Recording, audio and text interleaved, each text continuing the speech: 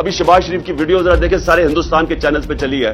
75 साल बाद पाकिस्तान के प्रधानमंत्री का वो कबूलनामा सामने आया है जो हिंदुस्तान लगातार कहता आ रहा है। अल अरेबिया चैनल को दिए इंटरव्यू में शहबाज शरीफ ने कहा है कि पाकिस्तान अपना सबक सीख चुका है। हमने भारत के खिलाफ 3 जंग लड़ी और हर युद्ध का नतीजा ज्यादा पाकिस्तान के लिए और ज्यादा मुसीबतें, बेरोजगारी और गरीबी ही लेकर आया है। शहबाज शरीफ ने इंटरव्यू के दौरान भारत से बातचीत की पेशकश भी की, जिसे भारत ने ठुकरा दिया कि जी हिंदुस्तान से तुझे बड़ा, हमारे से बड़ी 3 हमने जंगें लड़ी और हमें मार पड़ गई, हमें तो दोस्ती करनी चाहिए, हमें तो जनाब हमने तो अपना सबक सीख लिया है। यानी ये इस मुल्क हम गिर गए हैं।